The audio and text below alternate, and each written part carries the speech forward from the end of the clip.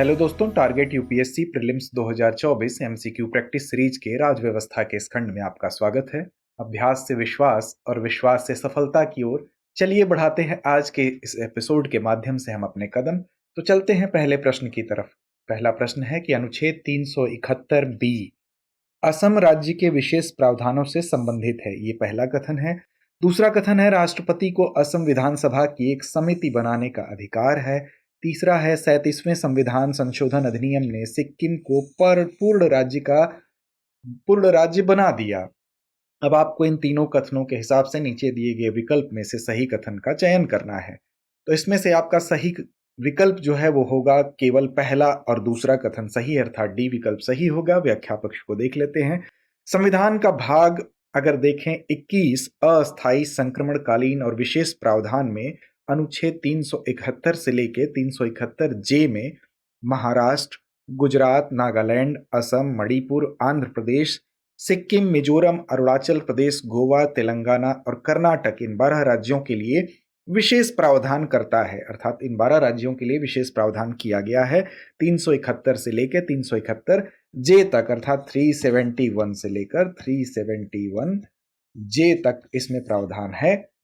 प्रारंभ में संविधान ने इन राज्यों के लिए कोई विशेष प्रावधान नहीं किया था। उन्हें राज्यों के पुनर्गठन या केंद्र शासित प्रदेशों को राज्य का दर्जा प्रदान करने के संदर्भ में किए गए विभिन्न वाद के संशोधनों के द्वारा इसको शामिल किया गया। अर्थात समय समय पर कुछ संशोधन किए गए, बाद में इसको शामिल करते चले गए। अनुच्छेद 371 बी में 22वें संविधान संशोधन अधिनियम 1969 द्वारा जोड़ा गया था। इसमें असम राज्य के संबंध में विशेष प्रावधान का उल्लेख है। अतः आप देखें तो कथन एक आपका सही है, यही बात वो कह रहा है। आगे अगर आप देखें तो इस अनुच्छेद के अंतर्गत आप देखेंगे राष्ट्रपति राज्य की विधानसभा की एक समिति के गठन और कार्यों का प्रावधान कर सकते हैं, जिसमें असम के जो आदिवासी क्षेत्र होंगे उनसे चुने गए सदस्य और ऐसे अन्य सदस्य शामिल होंगे जिन्हें वह निर्दिष्ट कर सकते हैं। इसलिए आपका कथन 2 भी सही है। आगे देखें तो राष्ट्रपति यह भी निर्देश दे सकता है कि उस समिति के समुचित कामकाज को सुनिश्चित करने के लिए राज्यपाल की विशेष जिम्मेदारी होगी। फिर 36वां संविधान संशोधन वो क्या कहता है? 36वां संविधान संशोधन अधिनियम कब आया था? 1975। तो याद रखेंगे इसके द्वारा सिक्किम को भारतीय संघ का पूर्ण राज्य बना दिया गया और 10वीं अनुसूची को समाप्त किया। फिर 37वां संविधान संशोधन अधिनियम 1975 का ये भी है। इसमें पूर्ववर्ती केंद्र शासित प्रदेश अरुणाचल प्रदेश के लिए विधानसभा और मंत्री परिषद प्रदान की गई। इसलिए आपका जो कथन 3 है कि संवैधानिक संशोधन जो 37वां है उसने सिक्किम को पूर्ण राज्य बना दिया, ये आपका गलत हो गया। दरअसल इसमें क्या हुआ था? तो इसमें अरुणाचल को यहाँ पर विधानसभा और मंत्री परिषद प्रदान किया गया 37वें संविधान संशोधन के माध्यम से। तो इसलिए आपका केवल पहला और दूसरा कथन सही है, तो विकल्प डी आपका सही होगा। अगले प्रश्न की ओर चलते हैं। आपको बताना है निम्नलिखित में कौन सा कथन या कौन से कथन सही हैं। आपके सामने विकल्प हैं। पहला विकल्प है किसी भी मामले पर उपराज्यपाल और उनके मंत्रियों के बीच मतभेद की स्थिति में उपराज्यपाल की राय ही मान्य होती है। अगला है कि दिल्ली विधानसभा राज्य सूची और समवर्ती सूची के सभी मामलों पर कानून बना सकती है। अब आपको इन दोनों कथनों में से बताना है कि कौन सा कथन आपका सही है। तो दरअसल इसका जो सही विकल्प है वो आपका डी होगा। इसमें न तो पहला कथन सही है और न ही दूसरा कथन सही है। व्याख्या देखते हैं। दरअसल जो 69th अमेंडमेंट है, जो 69वां संविधान संशोधन है, अगर इस पर आप नजर डालें जो कि 1992 में आया था, तो ये भी याद रखेंगे। इसके द्वारा संविधान में 2 नए अनुच्छेद, कौन कौन से अनुच्छेद? 239 239 ए और 239 ए बी, ये 2 अनुच्छेद जोड़े गए, जिसके अंतर्गत केंद्र शासित प्रदेश दिल्ली को विशेष दर्जा दिया गया। ऐसे ही अनुच्छेद 239 ए के अंतर्गत केंद्र शासित प्रदेश दिल्ली को राष्ट्रीय राजधानी क्षेत्र दिल्ली बनाया गया और इसके प्रशासक को उपराज्यपाल अर्थात लेफ्टिनेंट गवर्नर का नाम दिया गया। दिल्ली के लिए विधानसभा की व्यवस्था की गई, जो पुलिस, भूमि और लोक व्यवस्था के अतिरिक्त राज्य सूची और समवर्ती सूची के विषयों पर कानून बना सकती है। यह दिल्ली के लिए एक मंत्री परिषद का भी प्रावधान करता है, जिसमें मंत्रियों की कुल संख्या विधानसभा के कुल सदस्यों की संख्या के 10% से अधिक नहीं होगी ऐसा व्यवस्था इसमें किया गया है। तो कथन 2 भी आपका सही नहीं है, ध्यान दीजिएगा। दिल्ली को दिए गए विशेष प्रावधानों के अनुसार आप देखेंगे कि किसी भी मामले पर उपराज्यपाल और उनके मंत्रियों के बीच अगर मतभेद होता है तो मतभेद की स्थिति में उपराज्यपाल इसे राष्ट्रपति के पास भेजेंगे और राष्ट्रपति द्वारा उस पर दिए गए निर्णय के अनुसार कार्य करेंगे। इस तरह के निर्णय के लंबित रहने तक उपराज्यपाल ऐसे मामले पर तत्काल कार्रवाई करने हेतु सक्षम होंगे यदि उनकी राय में उनके लिए ऐसी कार्रवाई करना आवश्यक है तो। अतः कथन 1 भी आपका सही नहीं है, तो यहां पर डी विकल्प सही होगा। ना तो पहला कथन सही है ना तो दूसरा कथन। अगले प्रश्न की ओर चलते हैं। अगला प्रश्न है, जम्मू कश्मीर और लद्दाख केंद्र शासित प्रदेशों के वर्तमान भौगोलिक संगठन के संदर्भ में कुछ कथन दिए गए हैं। इन दोनों कथनों के हिसाब से आपको बताना है कौन सा कथन सही है। तो पहला कथन है कि कारगिल केंद्र शासित प्रदेश जम्मू और कश्मीर का एकमात्र जिला है। इसके बाद दूसरा कथन कहता है केंद्र शासित प्रदेश लद्दाख की सीमा पंजाब के साथ नहीं लगती है। तो अब इस पर विचार करना है हमें। तो दरअसल आप आगे देख सकते हैं, यहां पर यह चित्र आपको दिख रहा है। इसमें देखिए, आपको बता दें कि जो भारतीय संविधान का अनुच्छेद 370 है उसको रद्द करने और जम्मू और कश्मीर पुनर्गठन अधिनियम 2019 को लागू करने के बाद 31 अक्टूबर 2019 को, कौन सी तिथि है, तिथि भी याद रखेंगे, तो 31 अक्टूबर की बात की जा रही है, 2019 की बात की जा रही है, जम्मू और कश्मीर के पूर्व राज्य को नए केंद्र शासित प्रदेश जम्मू और कश्मीर और नए केंद्र शासित प्रदेश लद्दाख के रूप में पुनर्गठित किया गया।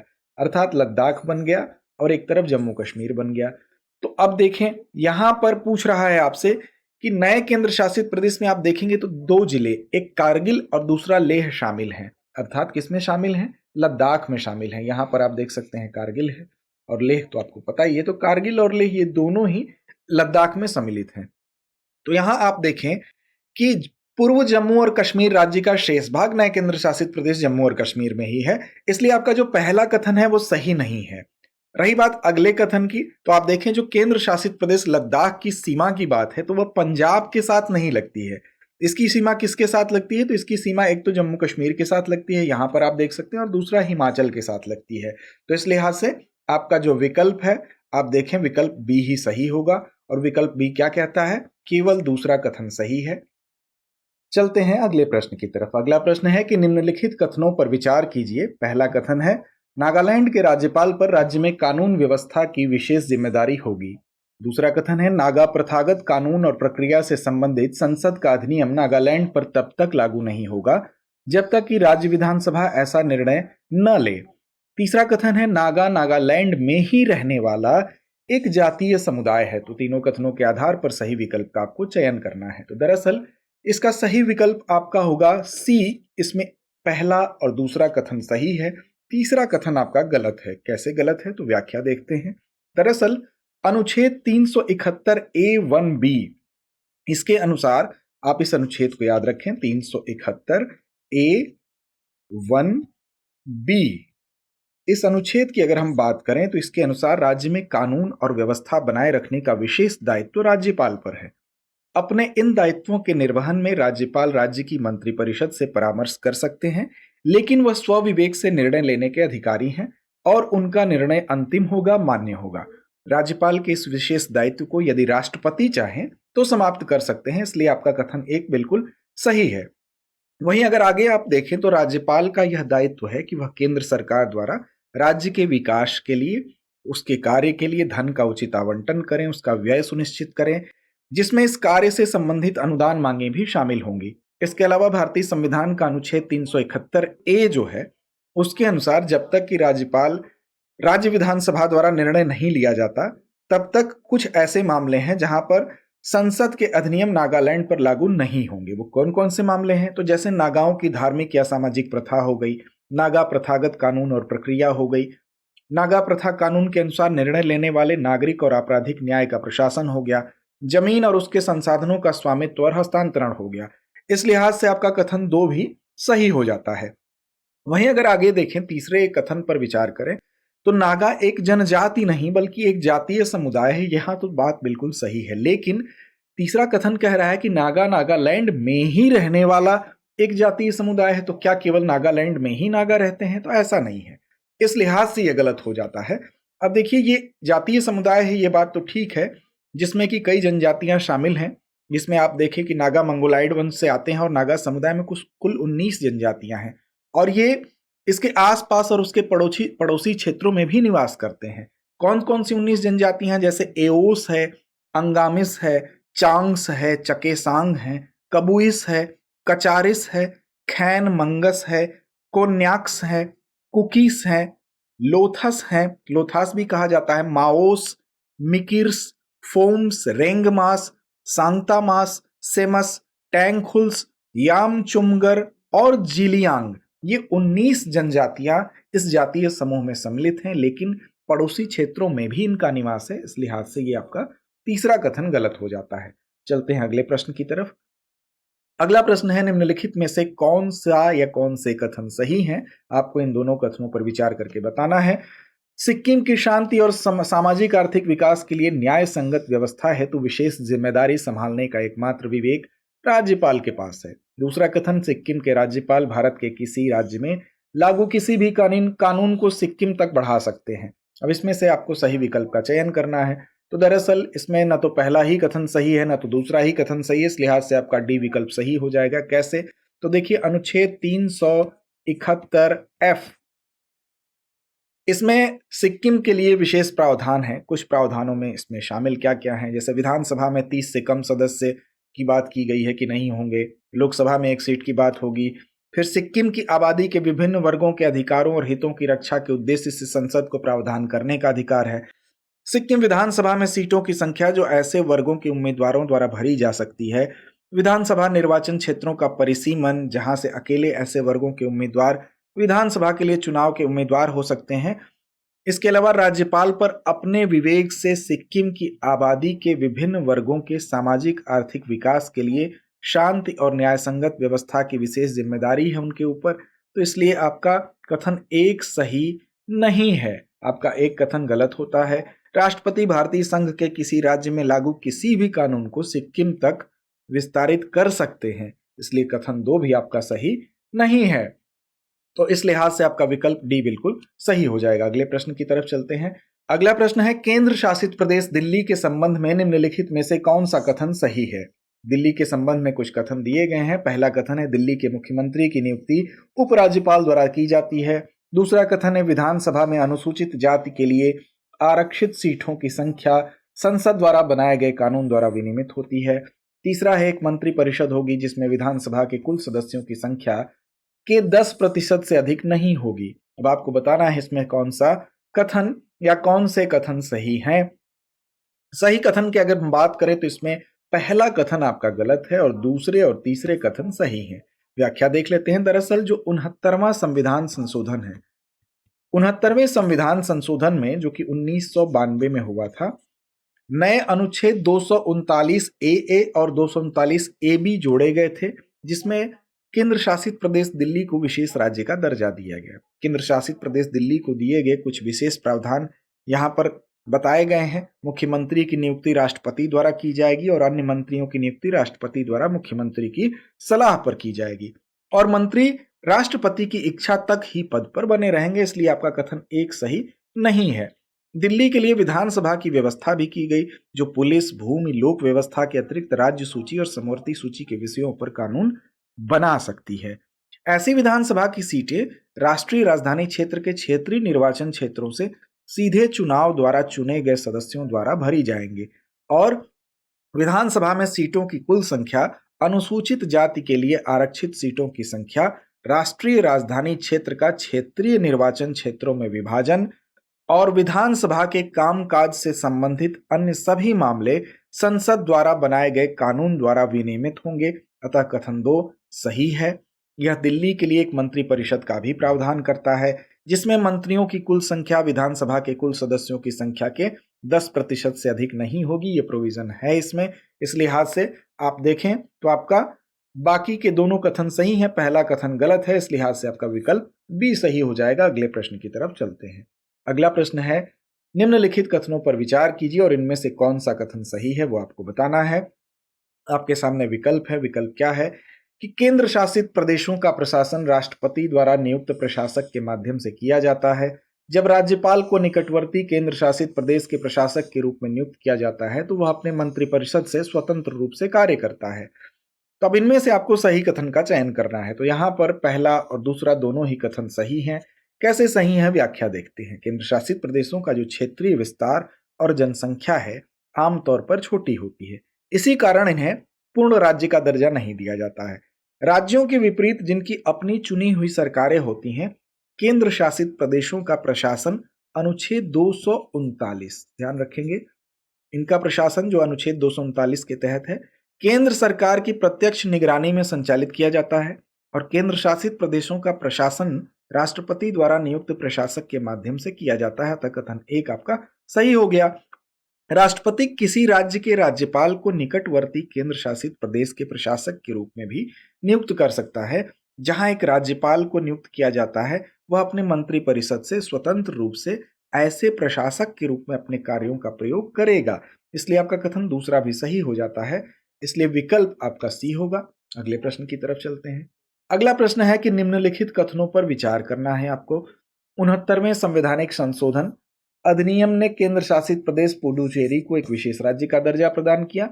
अनुच्छेद 39B के तहत राष्ट्रपति को अध्यादेश जारी करने का अधिकार है। अब आपको बताना है इसमें से कौन से कथन सही हैं। तो दरअसल यहां पर ना तो पहला कथन सही है ना तो दूसरा कथन सही है, डी विकल्प सही होगा।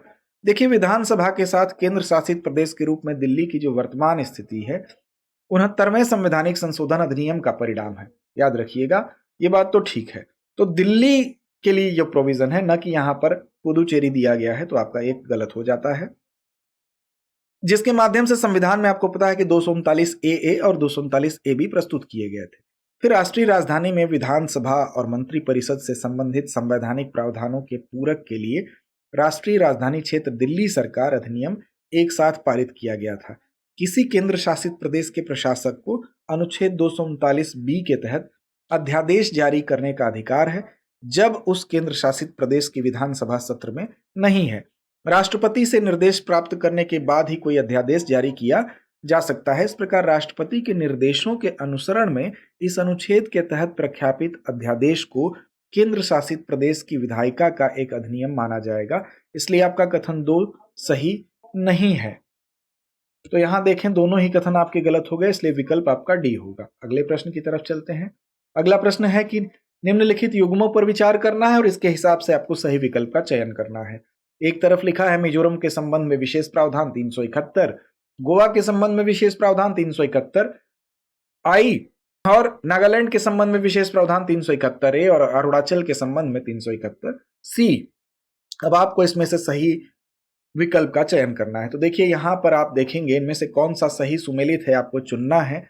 तो यहां पर सही रूप से सुमेलित केवल दूसरे और तीसरे अर्थात गोवा और नागालैंड के संबंध में जो विशेष प्रावधान है ये दोनों बिल्कुल करेक्ट हैं। व्याख्या देख लेते हैं। अनुच्छेद 371G, अनुच्छेद 371 1986 के 53वें संवैधानिक संशोधन अधिनियम द्वारा जोड़ा गया और मिजोरम के लिए विशेष प्रावधान जो है वो 371G करता है। तो ये गलत हो गया आपका पहला, यहां ध्यान रखना है।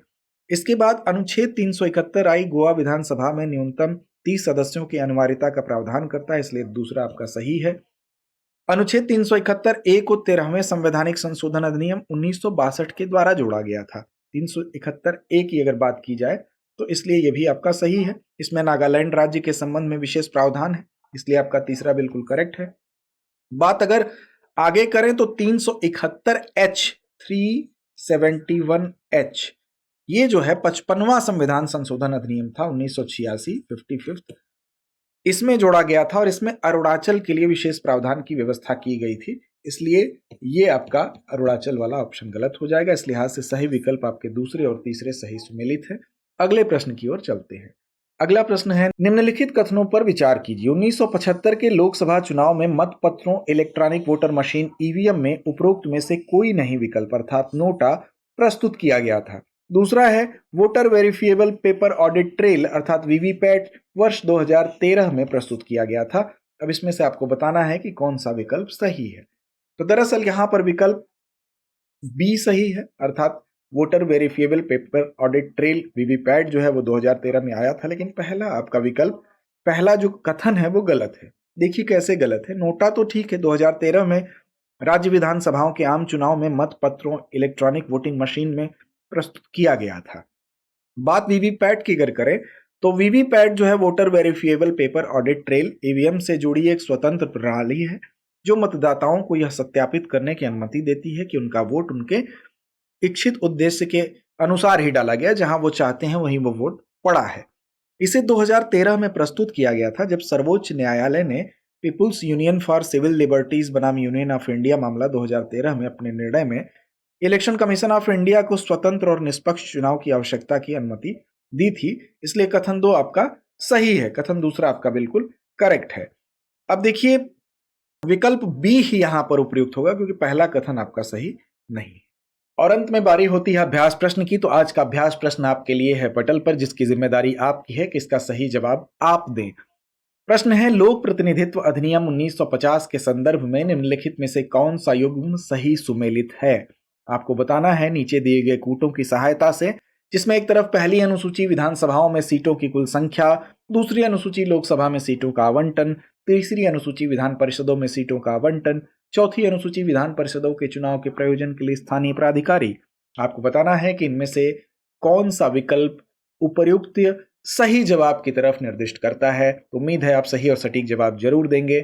लड़ते रहें, अपने लक्ष्य की ओर बढ़ते रहें।